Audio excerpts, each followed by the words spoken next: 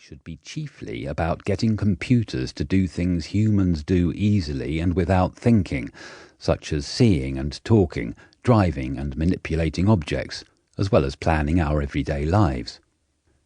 It should not, he said, be primarily about things that only a few people do well, such as playing chess or Go, or doing long division in their heads very fast, as calculators do.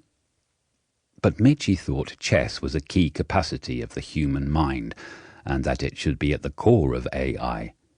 And the public triumphs of AI, such as beating Kasparov, the then world champion at chess, and more recently by playing World Championship Go, have been taken as huge advances by those keen to show the inexorable advance of AI.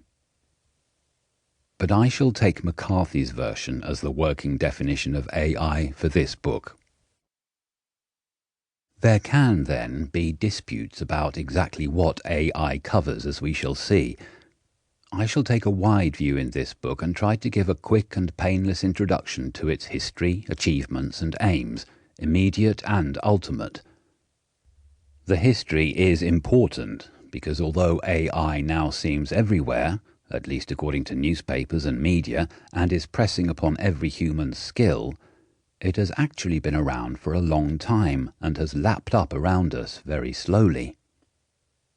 Here is a dramatic example. A road sign was at the end of the driveway of Stanford AI Laboratory when I was there in the early 1970s. It says, "Caution, robot vehicle." This vehicle was rarely seen, and it consisted of 4 bicycle wheels with a wooden tray on top holding a radio aerial, a camera and a computer box. It could be steered by radio, but sometimes ran itself round the driveway steered by the on-board computer. It was, though, far more significant than its absurd appearance. It was the beginning of the US government-funded Moon Lander, later the Mars Lander project, which was set up because it was known that vehicles on either body would have to be autonomous. That is to say, they would have to drive themselves, because they would be too far away to be radio-controlled from Earth. They might fall down a crevasse in the time it took for a radio signal to reach them. That primitive vehicle ran almost 50 years ago, but it is the father of all the autonomous vehicles now being tested on our roads and doing millions of miles a year. Early setbacks to AI. It is important to see how long AI has been gestating, slowly but surely, even though it has been a bumpy ride with major setbacks. For example, in 1972 and 1973, AI suffered 2 major setbacks. The first was a book called What Computers Can't Do by the philosopher Hubert Dreyfus. He called AI a kind of alchemy. Forgetting for a moment that alchemy, an early form of chemistry which posited that metals could be transformed into each other, has actually turned out to be true in modern times with the discovery of nuclear transmutation.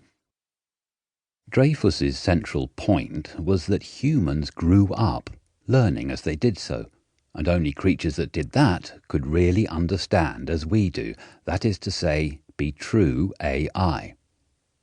Dreyfus's criticisms were rejected at the time by AI researchers, but actually had an effect on their work and understanding of what they were doing. He helped rejuvenate interest in machine learning as central to the AI project. The following year, Sir James Lighthill, a distinguished control engineer, was asked by the British government to examine the prospects for AI. He produced a damning report, the effect of which was to shut down research support in the UK for AI for many years, though some work was continued under other names, such as Intelligent Knowledge-Based Systems. Lighthill's arguments about what counted as AI were almost all misconceived, as became clear years later. He himself had worked on automated landing systems for aircraft, a great technical success, and which we could easily now consider to be AI under the kind of definition given earlier, the activity of simulating uniquely human activity.